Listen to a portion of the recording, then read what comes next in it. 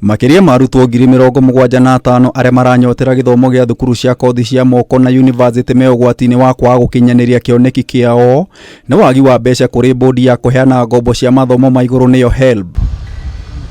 Dagitari Charles Ringera uria ni murugamiriri munene wa bodi ino oigite ihoya ria uria muigana wa ciringi bilioni 27 cia kurugamirira muigana wa arutwo 500,000 kuri ministry ya kigina ni ria guthire ihiga.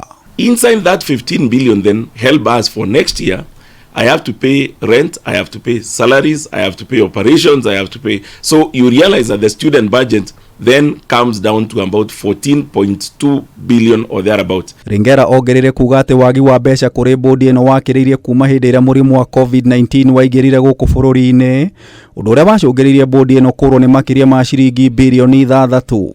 Now 6 billion is a huge revenue base, and therefore that has seen almost over 100,000 students not be funded, and you can start understanding this 75,000, where is it actually coming from? It's a backlog that has been running over these years, and now it seems to be catching up with us. Nego kweruta minyororo-ini ino bodi ino ni hugukiirie arutwo atene aria mateithikire na ngombo na magirwo kuriha muigana wa ciringi bilioni 60 oro mweri. We have now 75,000 applications worth 3 billion shillings that we think if we don't do anything, and now that we have requested for supplementary support from Exchequer and it is not coming, then we need to do all manner of frantic effort to be able to put in a small amount of money that we can be able then to support these very vulnerable 75,000 that might go unfunded this financial year. Kuona makiria ya arutwo atene 109 ni maremereirwo kuriha ciringi bilioni 10 thutha wa king'uki gia COVID-19, bodi ino ni yeheririe marihi ma ndosho milioni 200 mweri umwe muhituku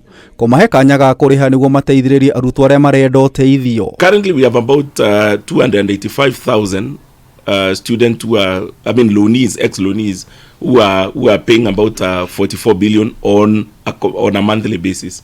If we had all the money that we actually would request and get, then we'll cover, out of that 1.1, we'll cover about 50% of that, which is about 550,000-600,000 students. Niguo bodi ino ikinyanirie kioneki giake riu ni ongereire ihinda riri nginyagia mwisho wa mweri wa gatandatũ. Ringera akiuria a Kenya kuriha thirĩ wao. Our target was to get 700 million from this campaign, 100% COVID waiver campaign.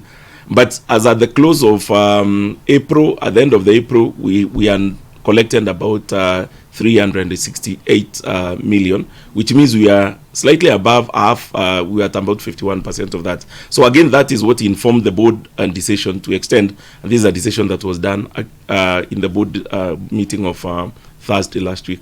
Gerifotera Kameme TV, Jeta Getau wa Wajiko.